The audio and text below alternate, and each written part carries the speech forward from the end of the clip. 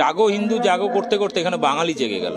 এ হচ্ছে সেই মির্জাফর জগৎ শেঠ। আজকে শুভেন্দু জয় বাংলা স্লোগানে এত রাগছে কেন?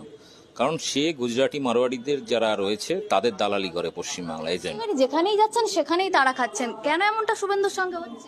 খানাকুলে সম্ভবত আগের ঘটনাটা, খানাকুলে একজন জয় বাংলা স্লোগান দিয়েছিল, রীতিমতো গাড়ি থেকে নেমে তেড়ে যায় এবং তাকে জয় শ্রীরাম পাল্টা স্লোগান দেয়, যাওয়ার সময় পাকিস্তানি রোহিঙ্গা ইত্যাদি বলে, এবং তার যারা সিকিউরিটি ছিল তারা গিয়ে সেই লোকটার হাত ভেঙে দেয়।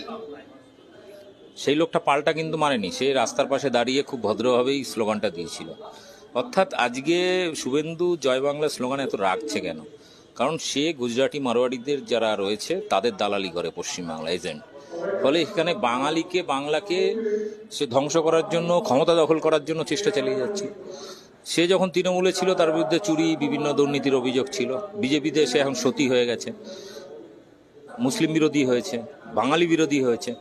ফলে কোথাও না কোথাও বাংলার মানুষ বুঝে গেছে যে শুভেন্দু অধিকারী অ্যাকচুয়ালি কে। আমরা জানতাম ব্রিটিশ আমলে সেই মির্জাফরের কথা শুনেছি, জগৎ শেঠের কথা শুনেছি। এ হচ্ছে সেই মির্জাফর জগৎ শেঠ, তার একদম উদ্দিষ্ট উদাহরণ।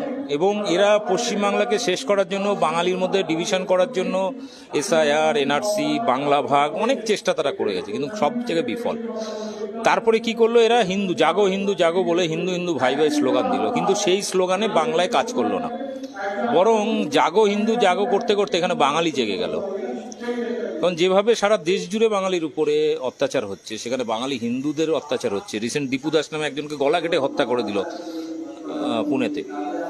তো সেগুলো নিয়ে একটা কথা নেই, বরং তাদেরকে রোহিঙ্গা বলে দাগিয়ে দেওয়ার চেষ্টা করছে। ফলে বাঙালির মধ্যে একটা ক্ষোভ রয়েছে, বাঙালি আর কত মার খাবে। ফলে হাতের কাছে তো আর নরেন্দ্র মোদী বা সেই রাজ্যের যারা মারছে বাঙালিকে, তাদেরকে হাতের কাছে পাচ্ছে না, শুভেন্দুকে পাচ্ছে। ফলে তার একটা রিয়াকশন এখানে। এবার স্বভাবতই একজন সাধারণ পাবলিক যে কোনো পার্টি করে না বা কোনো পার্টিকে হয়তো সমর্থন করে, একজনের ক্ষোভ রাগ থাকতেই পারে। সে তো গিয়ে আর ওরা গায়ে হাত দিতে পারবে না অত সিকিউরিটির মধ্যে, প্লাস ওদের দলীয় বিভিন্ন কারিয়াকর্তারা থাকে।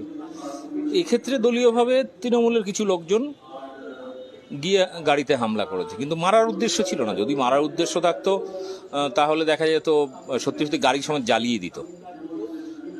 কিন্তু শুভেন্দু অধিকারী যে ধরনের কার্যক্রম চালিয়ে যাচ্ছে, বাংলা বিরোধী, বাঙালি বিরোধী, এবং বাঙালিরা অত্যাচারিত হচ্ছে, সেই সমস্ত দালালদের, সেই সমস্ত মানে কি বলবো, তার বিরুদ্ধে প্রতিবাদ না করে সেগুলোকে সমর্থন করার চেষ্টা করছে। ফলে আগামী দিনে অঘটন ঘটতেই পারে, যে আজকে হামলা হয়েছে এরপরে হয়তো গাড়ি সমেত জ্বালিয়েও দিতে পারে। কারণ বাঙালির অস্তিত্ব যেখানে সংকটে আজকে,